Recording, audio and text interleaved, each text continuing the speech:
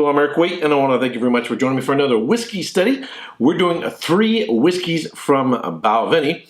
This is the 12 double wood. This is the 14 Caribbean Cask, and this one is the 17 double wood, part of a little set here. But before I get into these whiskeys, here are my notes on the Balvenie Distillery, its history and production. The Balvenie Distillery is a Speyside single malt Scotch whisky distillery in Dufftown, Scotland, owned by William Grant and Sons. William Grant was born on the 19th of December in 1839 in his father's house in Dufftown. At 7, he began herding cattle at a farm on the upper reaches of the River Deveron. He was apprenticed to a shoemaker, then worked as a clerk, and then became a bookkeeper at Mortlach Distillery in 1866. There, he was appointed as a clerk and then a manager and learned the distilling trade. After about 20 years, Grant left his job at Mortlach Distillery and bought a field near Balvenie Castle. He then drew up plans for his distillery, and the foundation stone was laid in the autumn of 1886. Grant remained active in the company until his death in 1923 at the age of 83. In early 1892, work began to convert an 18th century mansion, Balvenie New House, into a distillery. The building took 15 months to complete, and on 1st of May 1893, the first distillation took place at the Balvenie Distillery. Balvenie produces whiskey in a traditional style. They use only locally grown barley, which is then floor malted. Of the 100 or so distilleries in Scotland, Balvenie is one of only 7 distilleries with its own malting floor. Alrighty, so we're going to start off with the double wood 12. But before I get into this, here are my notes on this whiskey. The Balvenie Double Wood 12 has spent at least 12 years in traditional whiskey casks, American oak ex-bourbon barrels and hogsheads, and then finished in Spanish oak ex-Oloroso sherry cask for an additional 9 months. The whiskey is then transferred to large oak vessels called tuns for 3 to 4 months to allow the whiskeys to marry. Alrighty. So the whiskey is sort of a bright copper, golden copper in color. It's clean on the nose. Got medium intense aromas of, a little bit of honeyed notes, from light peach, apricot, golden apple, hints of cinnamon and other baking spices, slight tropical notes, a little bit of honey, golden delicious apples, sultanas or golden raisins, maybe a little bit of citrus and green apple. All right, on the palate.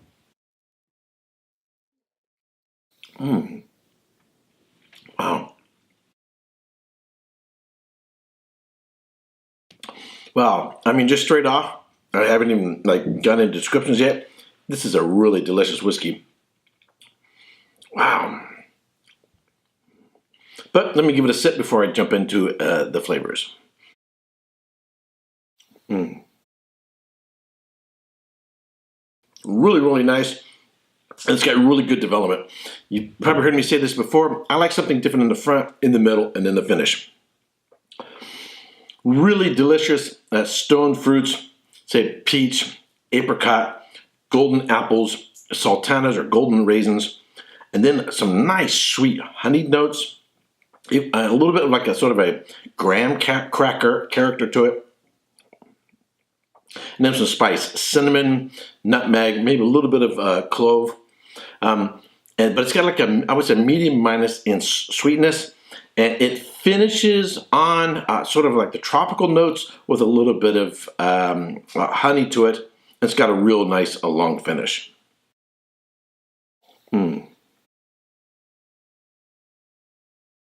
So it's not a super sweet whiskey, but it's not bone dry either. It's just sort of a medium minus sweetness. but I really like this. That's a really delicious dram.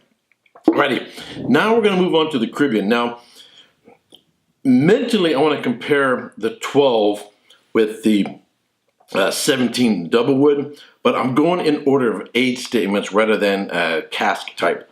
So I want to jump into this Caribbean cask, but before we do, here are my notes on the Caribbean cask. The Balvenie Caribbean Cask 14-year-old single malt whiskey has been matured in traditional oak whiskey casks for 14 years and then finished in casks that previously held Caribbean rum. To create the ideal finish, malt master David Stewart filled American oak casks with his own blend of select West Indian rums. Righty, so as I was pouring the Caribbean 14, still the flavors from the Doublewood 12 are really lingering, and they seem to have some bourbon notes, a little bit of sort of a caramel corn character to it, a little bit of butterscotch and toffee, and that sort of slight sweetness sort of really lingers.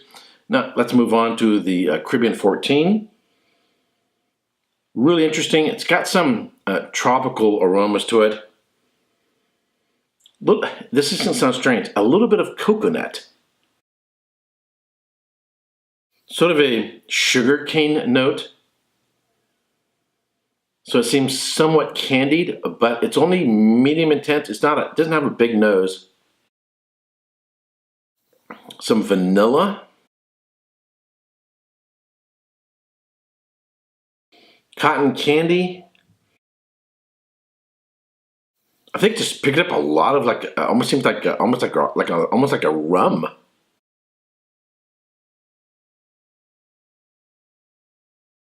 Slight almond nuttiness, but it's not a huge nose. The Doublewood 12 is much bigger on the nose. Everything just seems sort of subtle on this Caribbean, but it seems very candied. It reminds me of an Almond Joy. After you break into an Almond Joy and that sort of coconut nut from an Almond Joy, and a little bit of vanilla. Not much going on the note, but let's try it on the palate.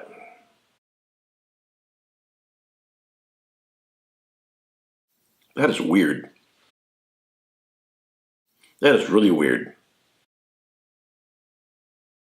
Wow. The barrel impact on this whiskey is huge. It really has a lot of rum carryover. It almost seems like the barrel is actually really just taking over the character of the original spirit. So I get rum character on it. I mean, I get sort of this coconut, sugarcane, vanilla. There's sort of a creamy character to it in terms of its feel. It has like no bite whatsoever. Super soft. But it's kind of the same in the beginning, in the middle, and in the finish.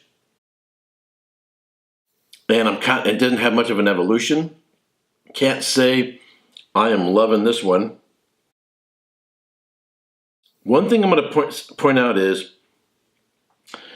if you look at the picture, I took pictures of these bottles before they were opened. I'll put it right over here. Look at the fill level on the middle bottle. It's not as high as the others. I'm wondering if there was too much oxygen in there and it might have been oxygenated. I don't know. But it just has some mild coconut character to it, some mild sugarcane character to it, and sort of very mild tropical flavors to it.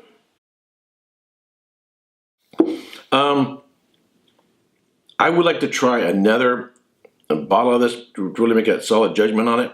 I'm wondering if there's something wrong with it, that it got oxygenated. It has, so wines can become oxidized and whiskeys can become oxidized. So when you're getting down to the bottom of a bottle and it's had too much oxygen in a bottle of whiskey, it can become oxidized. And this seems to have some oxidized notes to it. So I think it may actually be flawed. To really make a solid judgment on it, I would have to taste from a full bottle and compare it and see if it matches up. If this is how a full bottle regularly tastes, I would give this 79 points. I really just do not like this one. But it may be due to the fill level. Something went wrong, too much air was in there or something like that. So I'm going to suspend judgment on it just because, if I have a bad wine that was corked, I don't judge the entire production for that vintage of that particular wine based on one bad bottle. Somewhere between 4 or 5% of all wine bottles are corked. So you can have one that's really good and one that's not so good. So I don't make an overall judgment on a wine just because one particular bottle is corked. I think the same thing here. This is the first time I've had this happen in my regular reviews where I have a whiskey that I suspect may have some flaws. I suspect that this one's oxygenated, and that's a real bummer. All right, so let's move on to the final one, the Doublewood 17. And now I really want to compare the Doublewood 12 with the Doublewood 17. But as you're listening to my notes on this one, I'm going to take a quick drink of water to get this one out of my mouth. The Balvenie Doublewood 17 is first matured in American oak barrels and is then transferred to European oak sherry casks. It is an elder sibling to the Doublewood 12-year-old, but it has distinctly different characteristics and a striking richness and complexity. Really a bummer. When I was looking at these bottles and I had taken that picture, I was really saying to myself, man, what in the world is with this bottle? Why is it so low? And I was sort of anticipating, wondering if it might affect the whiskey. Don't know for sure if it has, but sometimes it happens. One of the things in studying wines and whiskeys is to get to know the flaws, potential flaws of wines and whiskeys so that you can recognize them. And it's important if you're making a judgment call because you don't want to make a total judgment of a whiskey just based on one particular bad dram. But let's go on to this 17.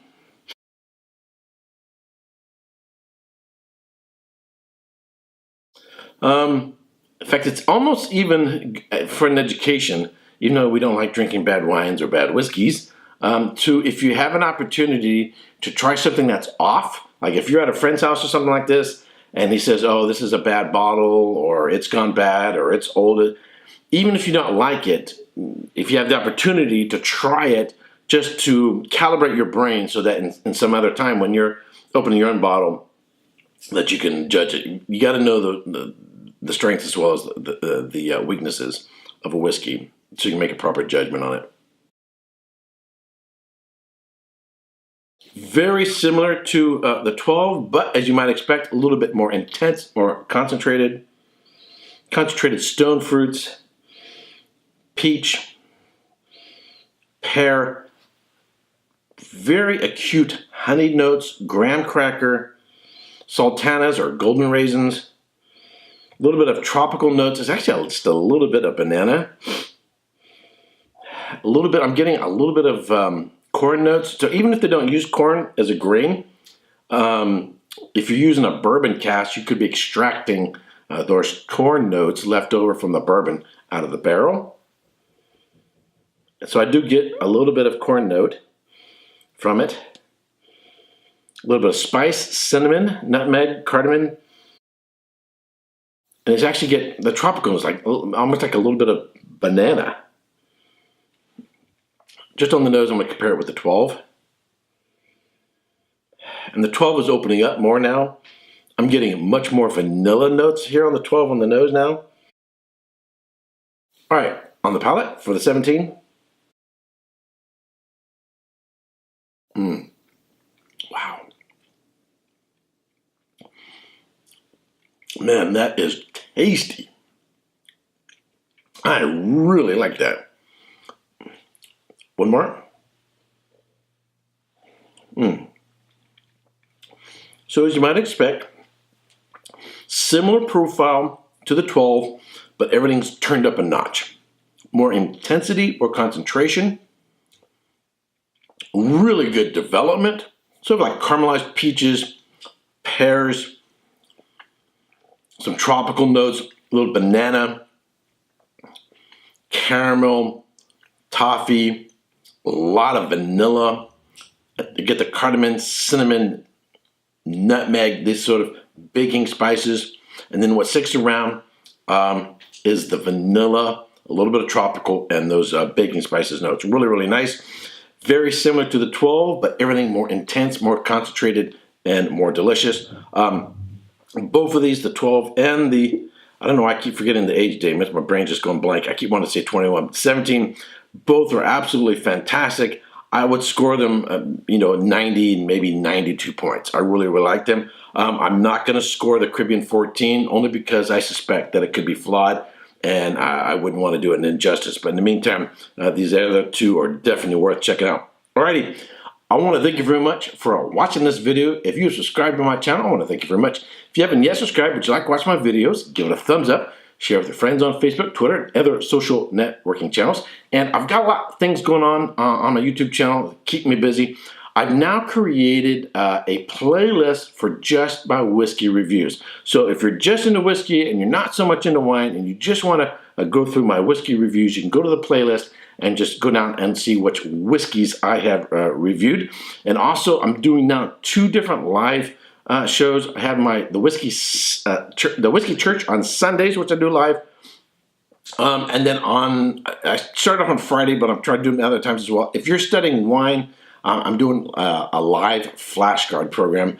Won't necessarily be drinking wine or whiskeys while doing the flashcards, but sometimes I will. Sometimes I might do them in the morning, drinking coffee. This is just me going through a stack of cards of a particular wine region. And if you're preparing for exams, it's a good way to study. I hold up a card, talk about it a little bit, and then reveal the answer. All right, that's it for now. Until next time, cheers.